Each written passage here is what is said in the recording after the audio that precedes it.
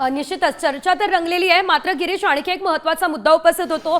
संजय राऊत यांची दररोजची विधानं, त्यानंतर आदित्य ठाकरे यांचे देखील मनोमिलनाची विधानं, आणि त्यानंतर आता येणारा राज ठाकरे आणि आदित्य ठाकरेंचा वाढदिवस आणि झळकलेले मुंबईमधले बॅनर, या सर्व पार्श्वभूमीवर सुद्धा आपण एकंदरीत जर बघितलं तर दोन्ही जे पक्ष आहे अधिकृत कोणतीच घोषणा करत नाहीये। त्यामुळे कुठेतरी चर्चा रंगलेली असताना राज ठाकरे यांची मनधरणी करण्यासाठी ही बैठक बोलावण्यात आली आहे का, या संदर्भात काय वाटतं?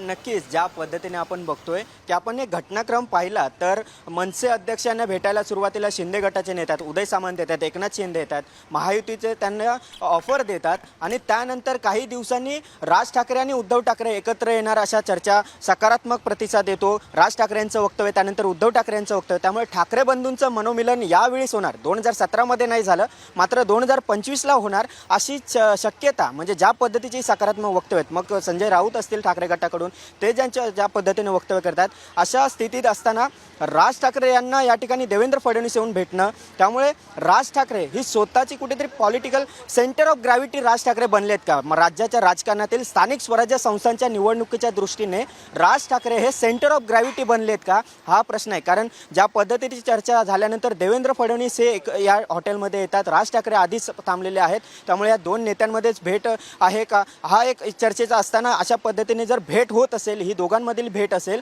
तर देवेंद्र फडणवीस काही त्यांची भूमिका घेऊन आलेले आहेत का, काही चर्चा आहे का त्यांच्या, त्यामुळे त्या सगळ्याचाच आता अनेक चर्चा आहेत, अनेक चर्चांना वाव आहे, अनेक शक्यता आहेत। या शक्यतांवर पडदा हा काही दिवसानंतरच पडेल, काय निर्णय आहे तो काही दिवसानंतरच पडेल। मात्र सद्यस्थितीत हे दोन नेते आहेत, एकीकडे ठाकरे बंधूंसोबतच्या एकंदरीत सकारात्मक चर्चा असताना दोन बंधू हे एकत्र येतील अशी एक कुठेतरी चर्चा, सकारात्मक चर्चा आहे दोन्ही बाजूने।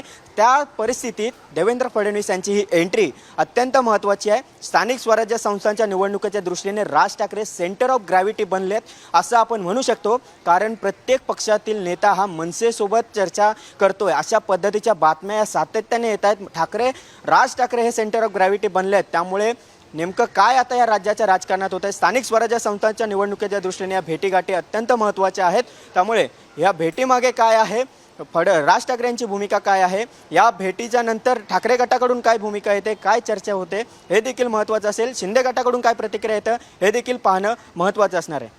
निश्चितच शिंदे गटाची प्रतिक्रिया, अर्थातच महायुतीचं नेमकं या संदर्भात काय म्हणणं असेल हे बघणं महत्त्वाचं असणार आहे। मात्र या भेटीगाठीनंतर माध्यमांसोबत हे दोनही महत्त्वाचे नेते काही संवाद साधू शकतात का, काही अपडेट या संदर्भात मिळालेली आहे का? कारण आता तर आपण पाहतोय बैठक साधारणतः सुरू झालेली असणार आहे।